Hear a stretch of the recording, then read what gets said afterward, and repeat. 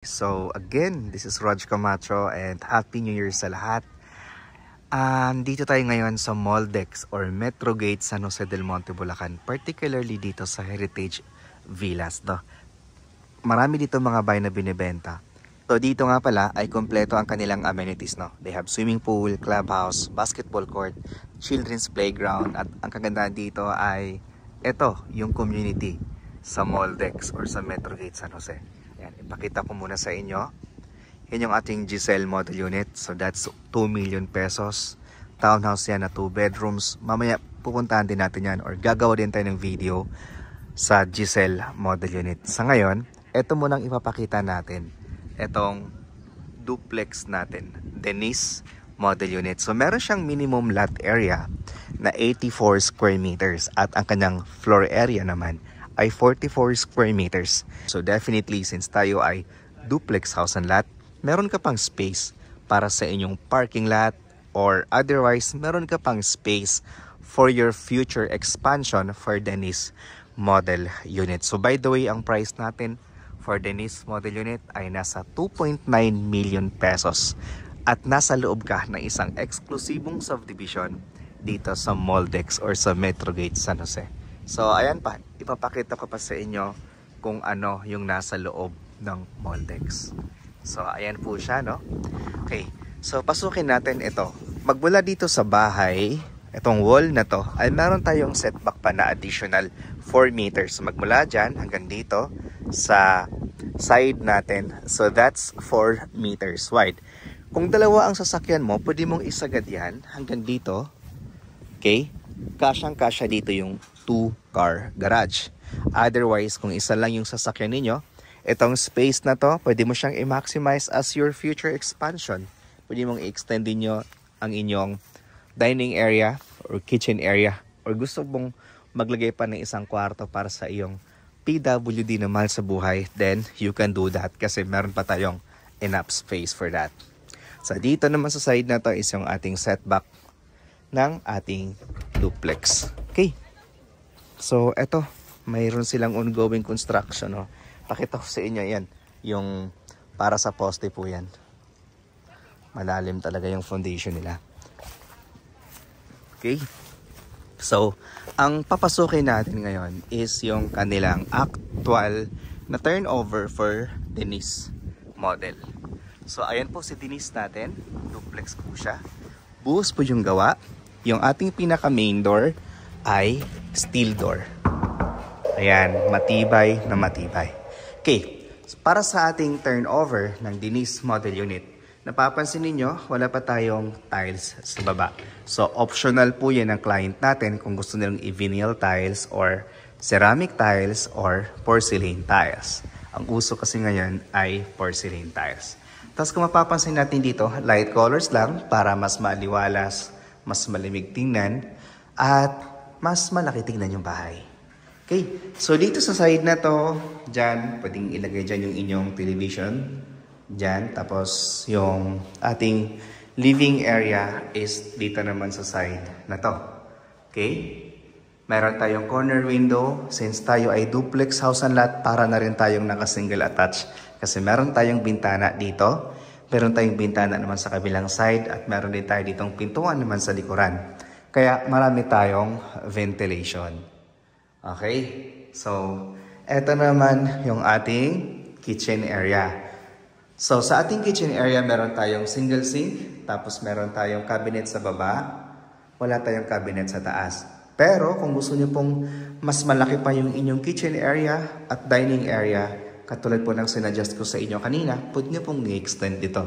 Pwede nyo po itong tanggalin at ilipat sa likod kasi meron pa tayong space hanggang doon sa may halaman na yon. At dito. So that's 4 meters pa na setback. Na po pwede ninyong i-extend ang inyong kitchen area, living area. Okay? So next is our toilet and bath. Sa turnover ng ating toilet and bath, naka-tiles na yan.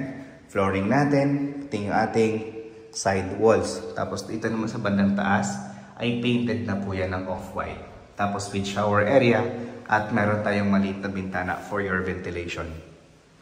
So this is all for our ground floor. The next proceed tayo sa ating second floor. So dito, nga pala kay Denise, no? Livable na po yan. Okay? Livable na yan. Kumpleto na yan. Ang kulang na lang talaga natin dyan ay tiles. Pero livable na po siya. Pagdating naman sa stairs ng ating duplex model unit, buhos yan. Yung railings natin ay bakal. Tapos painted lang tayo. Pwede mo na itong ipa-vinyl tiles yung ating hagdanan. Okay.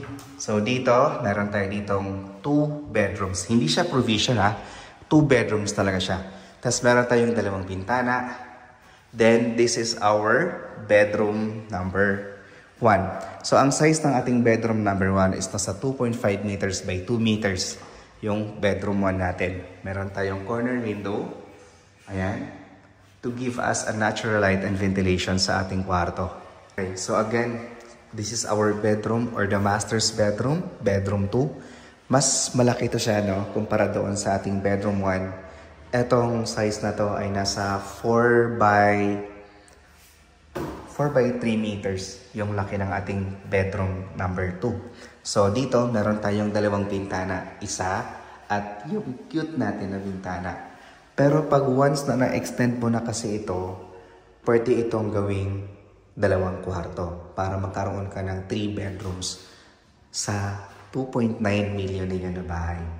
Actually, mura na ito for 2.9 million pesos kasi nasa loob naman kayo ng isang exclusive subdivision dito sa Metro Gate San Jose o dito sa San Jose del Monte, Bulacan, na kung saan napakatahimik, maraming puno at healthy living dito. Bakit ko nasabi? Kasi pwede ka mag-jogging dito anytime. Walang asong nakakalat, walang asong nasa labas. So eto, ipapakita ko sa inyo yung Denise model unit na dress up. Okay, so paano ba pagandahin yung ating Denise model unit? Pag nilagyan na natin ng gamit, gaano na nga lang ba kalaki yung mga natitirang space? Okay, so eto ay naglagay sila ng 3-seaters na dining table, tapos dito naglagay sila ng sofa, tapos dito nila nilagay yung kanilang televisions area sa side na to. Okay. So, eto, yung inyong dining area again, ano? Tapos, katabi siya ng inyong kitchen area. Tapos, yan, naglagay sila ng ref, tapos cabinet. That's all, no? Yan yung ating Denise na dress up model unit. Dito naman sa ating toilet and bath, yan lang siya. Nilagay ng salamin, tapos mga towels. Yan, para lang magkaroon kayo ng idea kung paano ayusan yung ating duplex na model unit. Then next is our second floor. Okay, so dito nilagyan nila ng vinyl tiles. Ayan siya. Tapos ito yung ating bedroom number 1. Sa bedroom number 1, makikita ninyo, single bed ang nilagay. Meron pa siyang space doon sa gilid, oh. Sa ulunan niya, nilagyan niya ng mga display. Tapos dito, pinakamalaga sa lahat ay magkaroon siya ng space para naman sa inyong cabinet. Okay, so that's all for our dress up bedroom number 1. Then next is dress up bedroom number 2 or the master's bedroom. So dito, sa master's bedroom ay double size na bed. Tapos, may isang upuan dito. Meron corner table to na maliit. Then, dito sa side na to is, andito naman yung kanilang built-in na cabinet. Tapos, aircon. Okay. So, yan. Ipinakita namin sa inyo yung ating dress up na model unit for Denise model. So, again, ilalagay ko yung ating sample computation sa side para malaman ninyo yung detailed na sample computation. So again, ang turnover natin dito ay wala lang tayong tiles pero may paint and partition. Livable na po siya. Ang lot area ay 84 square meters at ang floor area naman ay 44 square meters. So pasadahan ulit natin yung front natin. Eto, meron tayong space para sa ating landscape area sa side na yan. Tapos, iba naman yung space para sa ating parking lot.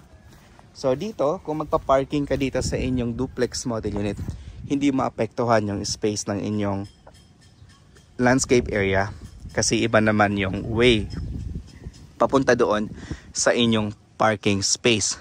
So this is for 84 square meters. Meron din tayo ditong 96 square meters, mas malaki pa. Hanggang dito naman yon. So mas malaki yung buka ng ating 96 square meters for Denise model. Okay, para sa mga gustong malaman or gusto mag-avail ng bahay dito sa Denise, tawagan niyo po ako sa mga numero na naka-flash dyan sa inyong screen. And if you are new to my channel, can you click that subscribe button at hit na rin ang notification bell para pag mayroon akong bagong videos na tulad nito, ay agad namin kayong ma-notify. Again, this is Rog. Thank you so much for watching and God bless.